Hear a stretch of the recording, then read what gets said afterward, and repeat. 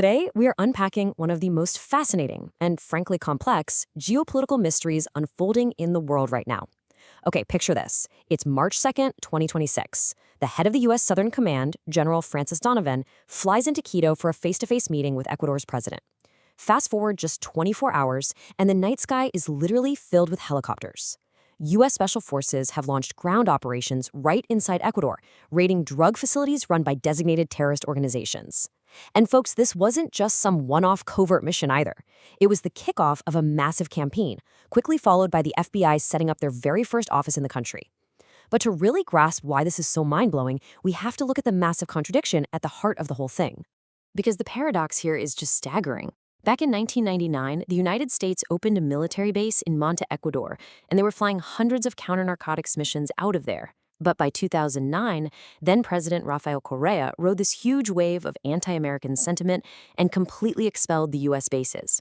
Fast forward to November 2025, which, by the way, is just 4 months before those special forces raids I just mentioned, Ecuador held a national referendum asking citizens straight up if they wanted foreign military bases back. And 60% voted an emphatic no. So, think about that. U.S. troops are currently operating in a country that literally just voted to keep them out. How on earth did we get here? Well, to answer that, we have to look at how dramatically and tragically Ecuador has changed. Up until 2018, it was this incredible haven of stability. They had a homicide rate of just 5.84 per 100,000 people. It was genuinely one of the most peaceful nations in all of Latin America. But then, by 2025, that number had exploded to over 50 per 100,000. In just a handful of years, Ecuador didn't just get a little more violent. It became the deadliest country in Latin America. It's a truly heartbreaking transformation. And the root of the problem? It all comes down to global cocaine production. But notice something interesting about the global supply chain. Ecuador actually doesn't produce it. Colombia, right to the north, produces a massive 61% of the world's supply. Peru, to the south, produces 26%. Ecuador is basically geographically cursed. They are sandwiched right between the world's two largest cocaine-producing nations, sharing these incredibly dense, difficult-to-patrol jungle and mountain borders. And yet, despite not growing the crop or producing the drug itself, we hit this jaw-dropping statistic: 70%. Right now, as much as 70% of the entire world's cocaine supply flows directly through Ecuador. Let that sink in for a second. They don't make it, but almost all of it passes through their borders. Section 1, Bananas and Dollars, the perfect hub. So you might be wondering, why not just ship the drugs directly from Colombia or Peru? Well, cartels are nothing if not highly efficient logistical machines. They targeted Ecuador for 5 really specific, ingenious reasons. First, that geography we just talked about. Second, hijacked ports. Rather than building their own secret infrastructure, they simply took over Ecuador's massive pre-existing commercial hubs. Number 3 is the US dollar. Number 4 is weak enforcement, mostly because Ecuador historically never had to build a huge counter-narcotics infrastructure. They were always just the quiet neighbor. And finally, number 5, booming demand. Europe has created this massive separate market, and European ports happen to be the primary destination for cargo ships leaving Ecuador. Let's actually drill down into that third reason for a minute, because it is absolutely fascinating. Ecuador is one of the only countries outside of U.S. territories that uses the U.S. dollar as its official everyday currency. Now, if you're a drug trafficker, currency conversion is your biggest headache. It leaves a paper trail, it's risky, and it sets off alarm bells for authorities. But in Ecuador, you earn in dollars, you spend in dollars, and you bank in dollars. No suspicious conversions required. Security analysts literally call it a money launderer's dream. But how do you physically move all that product out of the country? The answer is bananas. Ecuador is the world's largest exporter of bananas, pushing out over 377 million boxes every single year, mostly through the Guayaquil port. Now think about the logistics of a banana. They're highly perishable. They rot quickly. Because of that, they get priority, expedited handling at every single checkpoint in the global supply chain. They just can't be held up in customs for weeks on end. For a cartel looking for the perfect camouflage, a massive, fast-moving, centralized, perishable export is the absolute holy grail. Section 2. The banana smuggling operations. To pull this off, the cartels have developed 4 incredibly sophisticated methods. Step 1 is the cleanest. They set up completely legitimate-looking front companies, arrange real banana shipments, and simply hide the cocaine inside. Step 2 is pre-port contamination. Before a legitimate company's container even reaches the docks, trucks pull into storage yards and workers are bribed or, threatened to load drugs in with the fruit. Step 3 happens right inside the port itself. Dock workers break open the containers in security blind spots, toss the drugs in, and then use cloned or fake custom seals on the doors to completely cover their tracks. And finally, Step 4, open water handoffs. Once a ship leaves the dock, smaller speedboats approach it in the estuaries and physically hand off packages to corrupted crew members on board. And this web of corruption, it reaches the absolute highest levels of commerce, often without the companies themselves having any clue what's going on. Just listen to this intercepted message that European police caught from a Balkan trafficker. They were openly bragging, saying, "Nobody but us could load drugs into Noboa trading containers." Now, why does that matter? Noboa Trading is the massive banana export company owned by the family of Ecuador's current president, Daniel Noboa. A deep dive investigation found that between 2020 and 2022, nearly 700 kilograms of cocaine were seized from his family's containers. The cartels had completely hijacked their supply chain. To really give you a sense of the sheer scale we're talking about here, in the year 2022 alone, 47.5 metric tons of cocaine were seized specifically in banana shipments leaving Ecuador. That's not a side hustle. That is a massive industrial-scale logistics operation. Section 3. Cartels and Proxy Wars. So, for years, all these different criminal networks actually kept things relatively quiet because, well, peace is good for business. So why did it suddenly erupt into this bloody chaos we see today? Two specific historical sparks completely shatter the underworld's long-standing peace.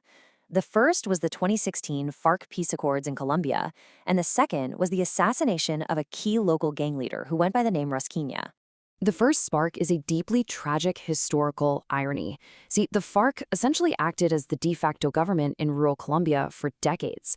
They controlled the cocaine trade with an absolute iron fist. It was oppressive, sure, but it was highly organized under one central authority. When the 2016 peace deal was signed, 13,000 fighters laid down their weapons. But the coca fields, they didn't just disappear. Instead, this massive power vacuum opened up. Dozens of smaller, competing factions rushed in to take control, which actually caused a 76% surge in production. And because those traditional northern routes in Colombia were suddenly contested and incredibly dangerous, the fractured supply chain naturally got pushed southward, right into Ecuador's less monitored borders. Then came the second spark. Rasquiña was the powerful leader of Los Choneros, the dominant gang in Ecuador, and they had an exclusive, lucrative alliance with Mexico's Sinaloa cartel. But when Rasquiña was murdered, his gang completely splintered. The remnants of Los Choneros stayed loyal to Sinaloa. However, the breakaway factions, groups with names like Los Lobos and Tigerones, they needed a new powerful patron to survive. So who did they turn to? Sinaloa's biggest, most vicious rival, the Jalisco New Generation Cartel, or CJNG. So what we are witnessing on the streets of Ecuador today is essentially a brutal proxy war between Mexico's two biggest cartels being fought by local Ecuadorian gangs. And horrifyingly enough, the headquarters for this proxy war aren't hidden deep in some remote jungle. They are operating right inside the state's own institutions. The gangs literally run Ecuador's 36 prisons. They are ordering assassinations and coordinating complex port trafficking operations right from behind bars.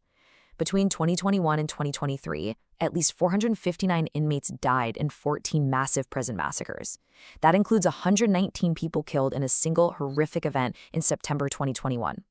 The state had, for all intents and purposes, completely lost control of its own penitentiary system. Section 4. The Plan Colombia Warning. Which brings us right back to today, and the U.S. military's dramatic return to Ecuador. To understand what might happen next, we really have to look back at history.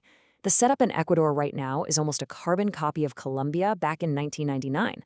At the time, Colombia was in a total crisis, and the U.S. launched Plan Colombia, this massive $10 billion counter-narcotics program. Over the course of 15 years, the U.S. pumped Black Hawk helicopters, advanced surveillance aircraft, special forces training, and heavy weaponry straight into the Colombian military. And while it technically weakened the FARC militarily over time, injecting billions of military dollars into a conflict had some devastating, unintended human consequences. Between 2002 and 2008, Colombian security forces were under this immense pressure to produce high body counts to justify all that U.S. funding. Tragically, they murdered over 6,000 innocent Colombian civilians. The military would kidnap young rural men, dress them in guerrilla uniforms, and present them as killed enemy combatants. It became known worldwide as the heartbreaking false positive scandal. And the ultimate result regarding the drugs? This is perhaps the most sobering reality check of all. After 15 years and $10 billion of Plan Colombia, Colombia is still the world's largest cocaine producer today. Production didn't stop. In fact, it just recently hit record levels. Military intervention didn't end the drug trade. It simply forced the cartels to adapt and find a new hallway. And as we've seen, that new hallway was Ecuador. And that brings us full circle. Because today, the expanding U.S. footprint in Ecuador includes C-130 transport aircraft, high-tech surveillance radars, $64 million in M4A1 rifles, joint operations, and new status agreements granting U.S. personnel diplomatic immunity. It is quite literally the exact same playbook from Colombia being applied to Ecuador a generation later. Which leaves us with this final, incredibly provocative question to ponder as we wrap up. If $10 billion and 15 years of heavy military intervention didn't stop the cocaine in Colombia, and the trafficking networks just moved south to Ecuador, where exactly does the drug trade move next once Ecuador is entirely militarized too? It seems the cycle just continues, and the balloon just gets squeezed into a new shape. Thank you so much for joining me for this explainer. Keep questioning the world around you, and I will see you next time.